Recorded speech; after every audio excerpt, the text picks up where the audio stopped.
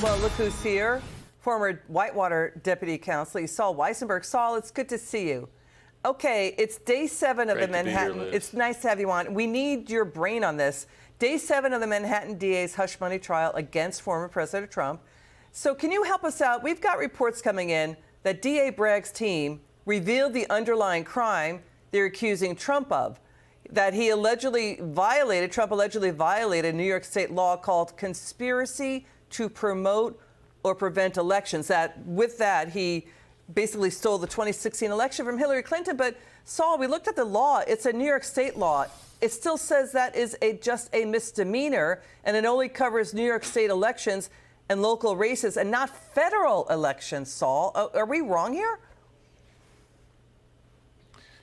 Well, it's a really, as you point out, it's a really weak theory, I think. In order to elevate this from a misdemeanor to a felony, this charge, which they had to do because the statute of limitations on misdemeanor has already run, they had to claim that Trump falsified records in order to cover up a felony or to commit a felony.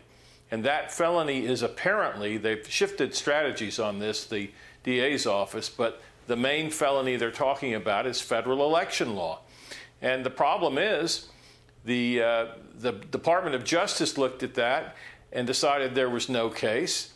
Alvin Bragg's predecessor looked at that and decided there was no case. Biden gets elected and his Justice Department decides there's no case, and Alvin Bragg himself originally decided there was no case and changed his mind under political pressure. So you're talking about events that happened 8 years ago. Even many prominent liberal law professors and commentators have said this is a real strain in an unusual case. So I think even though he's in a jurisdiction with a jury pool that is heavily weighted against him politically, he has a chance to at least pull out a hung jury at trial, and if he doesn't do that, to win on appeal. Yeah, so what's happening now is a lot of atmospherics. You know, DA Bragg, he's painting a nasty portrait of Trump. But doesn't this hang on reasonable doubt? I mean, if just one juror feels Trump paid out money, you know, to protect his family and wife, isn't that reasonable doubt? Well, reasonable doubt, you're right. It only takes one juror to hang a jury.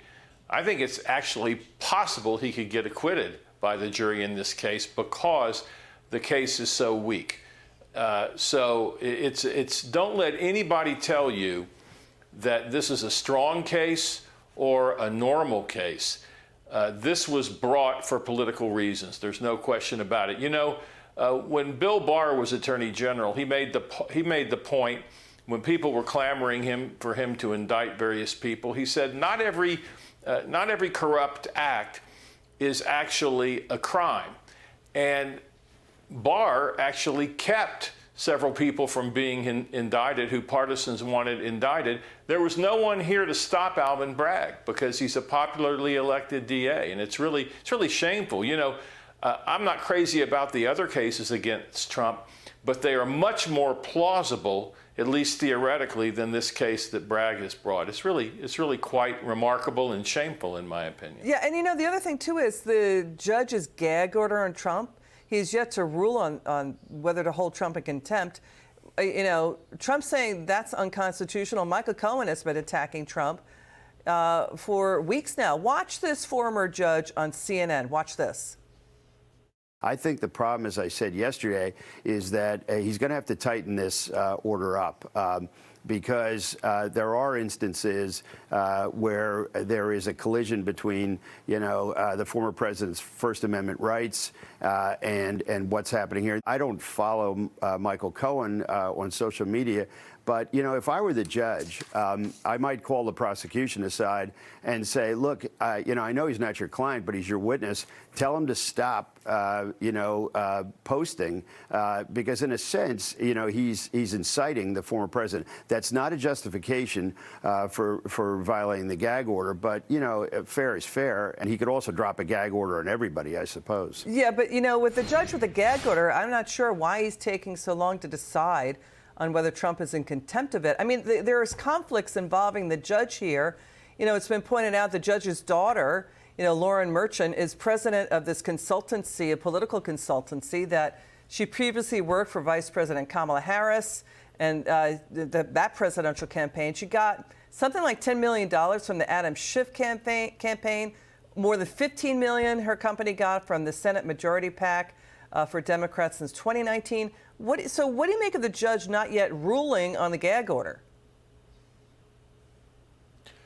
Well, first of all, with regard to the clip you just showed, it appears that the prosecutors have spoken to Michael Cohen because he apparently announced today that he was going to go silent until the trial was over. I don't think there's any question that there are portions of this gag order that are an unconstitutional infringement of former President Trump's free speech rights.